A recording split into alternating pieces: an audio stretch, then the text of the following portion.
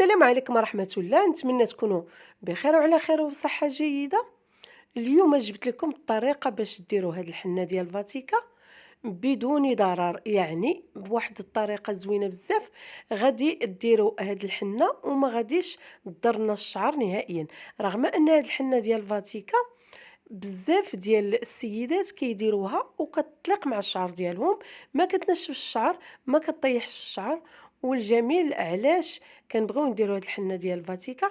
لانها كتنقذنا في الوقت اللي كيكون يعني مضطرين اننا نديرو واحد الحنه اللي تخرج لنا سور بلاص وفي واحد الوقت قصير، بحال الصباغه الكيماويه.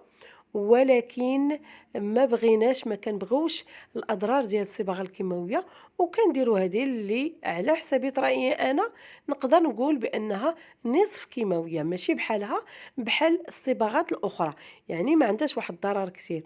ولكن علاش كتنقدنا اللي كيجي واحد لو مومون كيكون بحال طالع لك ديك الجذوره، بحال طالع لك فيهم الشيب، وكتكوني جاتك هكذا شي صفرة مفاجئة، شي حد غادي يجي عندك مفاجئ، غضطري باش تزولي الدرة، يعني غير السيدات هكذا، وغادي ما بغيتيش انت الشيب يبان فيك. ولا كذلك نقول لكم البنات، انا بارفوا راه كتنقذني حتى من الشيب ديال الحجبان، الا كنت عندي واحد الخرجه هكذا مفاجئه، ولا شي حد غادي يجي عندي هكذا بغته، راها كتنقد لانك كديريها. ما كتجي تدوري واحد جوج دورات في الدار، تكملي واحد نصف ساعه حتى كتغطي ليك داك الشيب، كتصبغ ليك الشيب. هي انا كتعجبني بزاف بالنسبه للشيب، وهي فيها بزاف ديال الالوان. انا كنخوض هذا اللون البني لان اللون ديالها بني ماشي فاتح، بني غامق. اذا كيجيك هكذاك ماشي داك الكحل، وانما بني كيجي زوينه، وكتغبي لنا الشيب من الاستعمال الاول، يعني من بعد 31 دقيقه. هنا باش الانسان يرتاح ويقول بان انا ما كنديرش هاد فاتيكا ساك وراها كيماويه، غادي نضيفوا عليها واحد الاضافات، وانتم تقدروا تضيفوا عليها اي اضافات، اي محسنات للشعر، اي حاجه اللي تقدري ديريها للشعر، اي عشبه، اي ماده اخرى تقدري ديريها للشعر، الا وتقدري تضيفيها على هاد فاتيكا دافي. ولكن الا خلطتيها باشياء اخرى اللي غتقاد لك الشعر، راها ما كتمشيش ديك ليفيكاسيتي ديالها، بانها بغات تعطينا واحد اللون اللي بني، يعني كتعطينا لون بني من بعد 31 دقيقه. نتوما هنا شوفوا، الا بغيتوا الالوان راه كتصيبوا مكتوبه هنايا، مكتوب الالوان ولتحت مكتوبه بانها طبيعي، ولكن ما نظنش بان هذه طبيعيه 100%، لان فيها بزاف ديال الالوان. وكون كانت كيماويه 100% بحال الاخرين، كون ما غتكونش دايره 5 دراهم.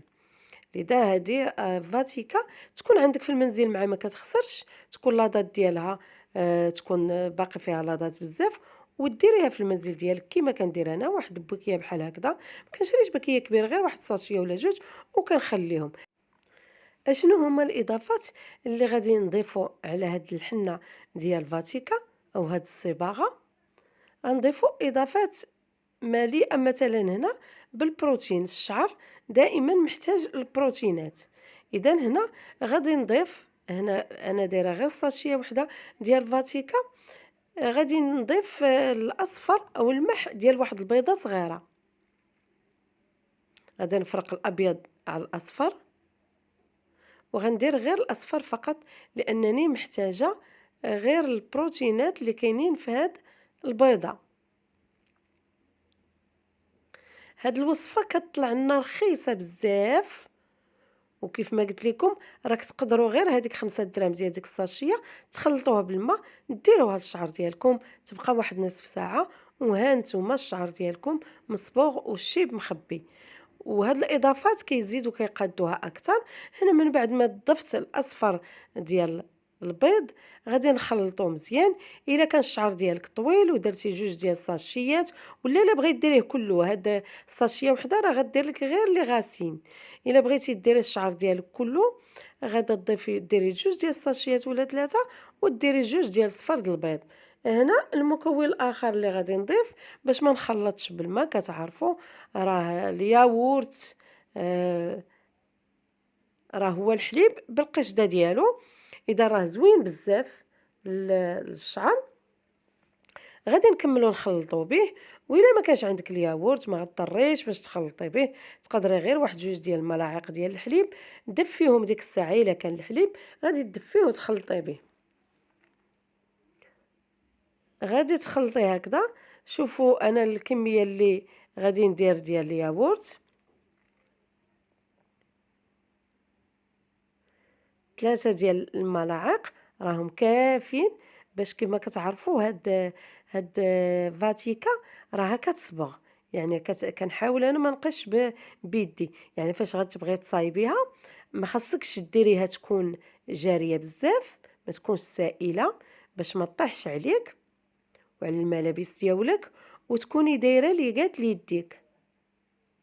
زيادة على ذلك علاش قلت لكم بأنها راها كيماوية، ولو هما كاتبين فيها طبيعية راها كيماوية. واحد نصف يعني واحد البورسونتاج ديال 50% راها كيماوية، لأنها كتصبغ لنا حتى البشرة.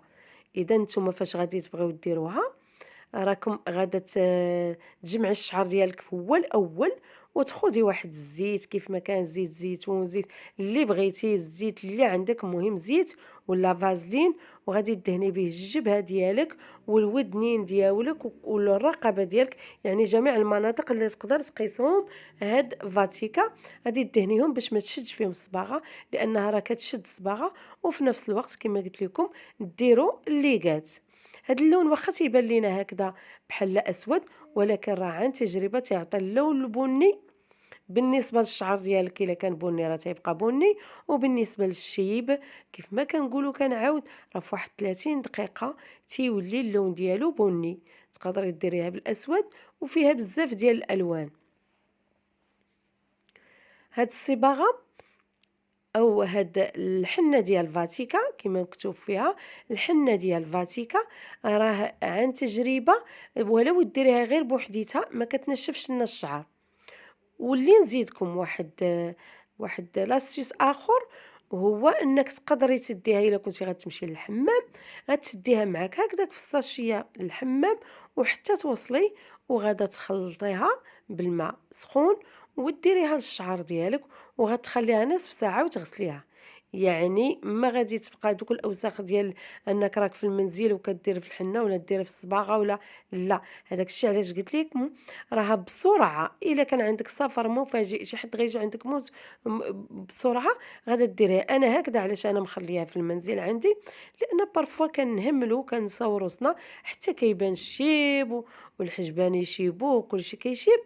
ولا الناس اللي عندهم الشيب كاينين غير بنات صغار وعندهم الشيب في الشعر ديالهم. وهاد فاتيكا راه يديروها حتى الرجاله اللحيه ديالهم، لانها كاين فيها اللون البني.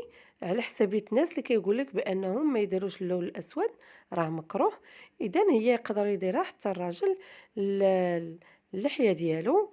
وتقدري تاخدي منها شويه، جبتي انت الساتشيه تاخدي منها شويه وتخلطي وديريها للحجبان. راه عن تجربه ما كتضر لا في عيني لا في والو. يعني ما عندهاش واحد الريحه قويه ولا شي حاجه اللي غادا تضرك بحال الصباغه الكيماويه، لا. الطريقه باش غديري هاد فاتيكا، الشعر ديالك عادي كديري ليه هاد فاتيكا كيف ما قلت لكم ديروا الليغات وديروا الفازلين ولا الزيت اللوتور ديال الشعر ديالكم، يعني الجبهه والقفا وعند الودنين، وكتابليكي هذه على الجذور هما الاولين. وكذلك كتبداي بالمناطق اللي عندك فيها الشيب بزاف ولا الجذوره الا كانت الشيب بحرا طالع، وداكشي اللي يعني حتى كتسالي المناطق اللي فيهم الشيب. بالنسبه للنساء اللي كيبغيو يغطيو الشيب هي اللي كتديري على الطول ديال الشعر ديالك، كتجمعيها ديري ليها واحد البلاستيكه، لانها كيف ما قلت لكم كتوسخ، يعني غتوسخ لك فولار حوايجك كلشي. غدير لها واحد البلاستيكه ولا ديري ولا تخليها، راه ماشي ضروري بلاستيكه غير باش ما تقيسيش حوايجك، ولا تخليها هكذاك عريانه واحد نصف ساعه. حسبي لها من بعد ما ساليتي واحد نصف ساعه وسيري غسليها بالماء دافي. هاد الوصفه انا كتعجبني وما كتضرش الشعر، وحتى بلا ما ديروا اضافات راه ما كتنشفش الشعر.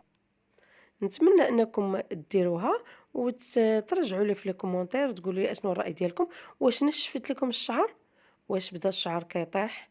ولا عجباتكم كما عجبتني أنا وكتخلي الشعر ميدوم وزوين. والسلام عليكم ورحمة الله تعالى وبركاته.